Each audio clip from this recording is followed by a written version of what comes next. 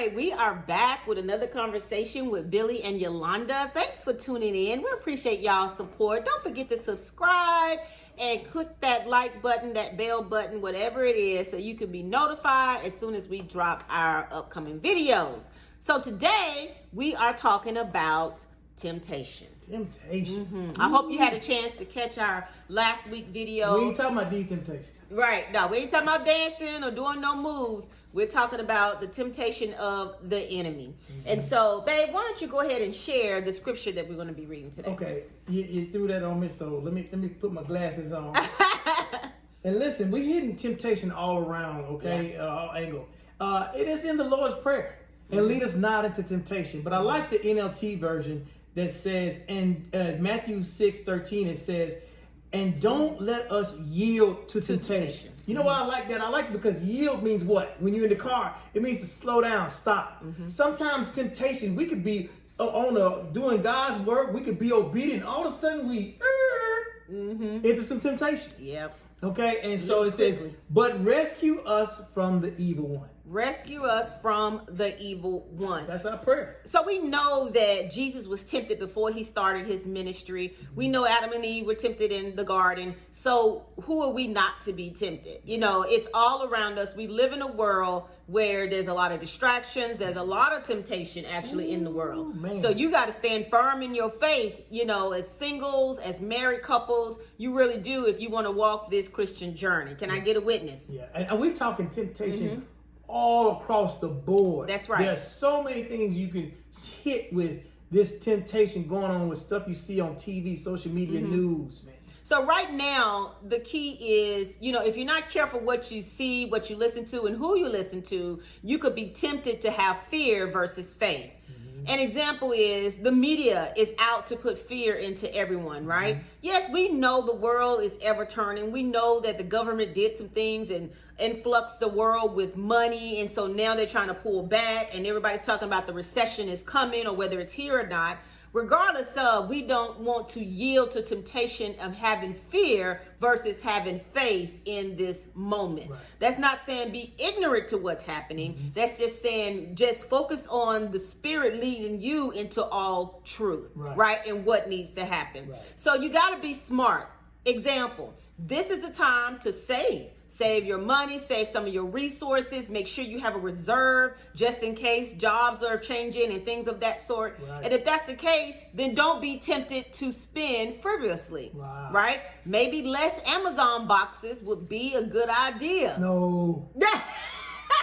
You see, I looked at him, right? No. See, Billy thinks he's slick. So, you know, for ladies, we get probably larger packages, but he gets these little packages and sneaks them in. You be like, what is that? Well, baby, it costs number $7. I don't care if it's $7 or $70. You know, right? It adds up. You know what's bad about Amazon? Amazon gets you to the point where you just want to get something.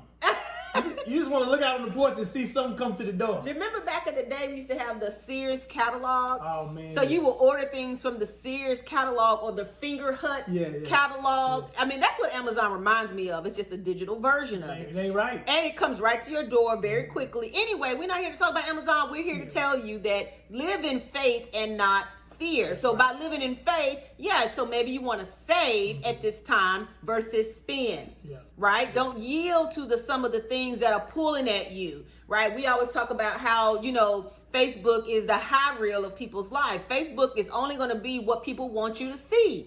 If they don't want you to see it, they're not going to post it. So if they're going on vacation or traveling the world or backpacking or in their RV or doing all the things that they love to do, which is great, but that's not your goal, your mission, your purpose, your plan, then don't allow that to yield you into temptation to where you're getting frustrated with your spouse, angry with your spouse, mad at your spouse, right? Not being loving because you're coveting what someone else has. Now, you can be tempted easily that way. So here's another thing. Those of you who know our story know I had an issue with alcohol. So there are a lot of things that have to do with alcohol that I do not even go around.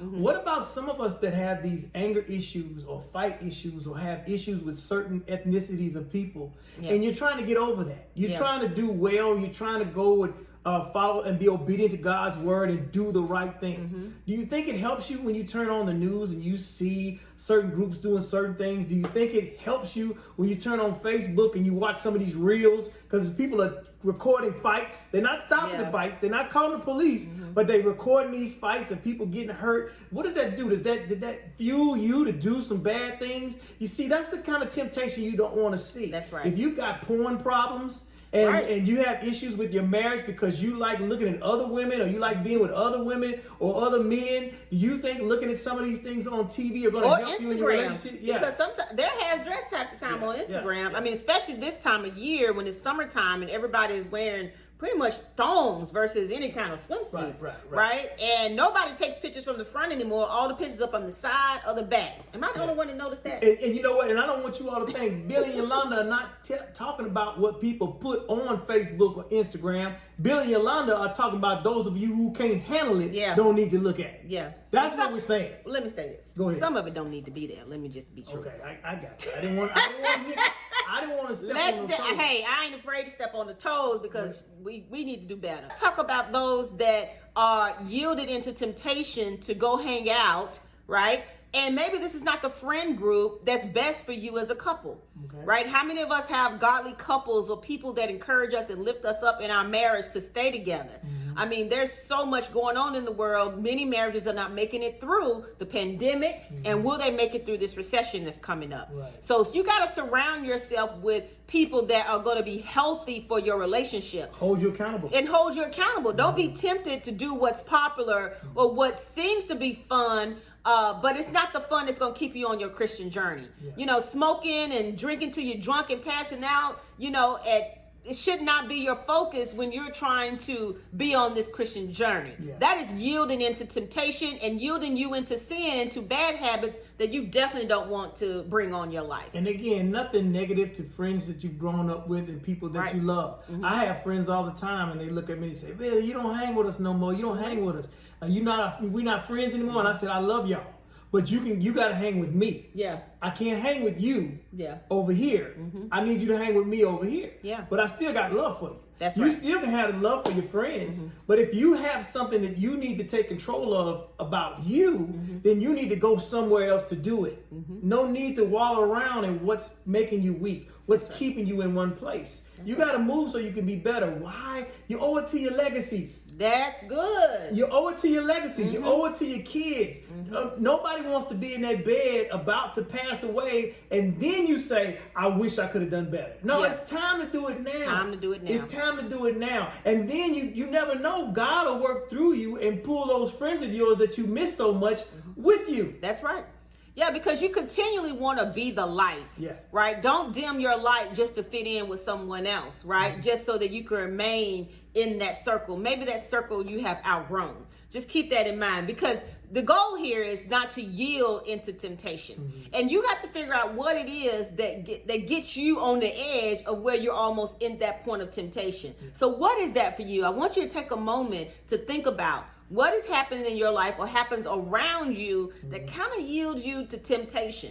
You know, maybe you need to go to sleep at night. You know, I was telling Billy sometimes that instead of staying up, you know, let's just kind of force ourselves to go to sleep. Now, we've done good getting in the bed at a good time, but now we're working on actually falling asleep at a good time, right? And so you got to start somewhere. And because you don't want to do anything that could cause conflict, friction, or remove any of the quality time that you have established in your marriage. I think the other weak point too is when you are tempted to be selfish. You know, there's a lot of times when you can go a whole week. You can go 5 days out of the work week. And you said, I've done this for my family, I've done this for my family, I've done this for, but Saturday is my day.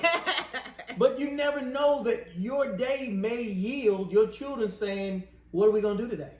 And you're going to have to cancel that. It's about not being selfish. You know, because at that moment when you plan on doing something for yourself, God is trying to do something through you to your children or whoever comes into your plans. That's right. Because it's not about your plans. It's about God's plan for your life. That's right. And we have to yield to that. That's a certain temptation also. It may not seem like much. It may seem petty to some, but what it is it's something that God is making you stronger for so you can do better. Yeah. Okay? So yield to the good and not yield to temptation. That is the conversation today. So we hope that it encouraged you, helped you, and even challenged you as a married couple on this Christian journey. All right, that's our talk for today. We will see you next time.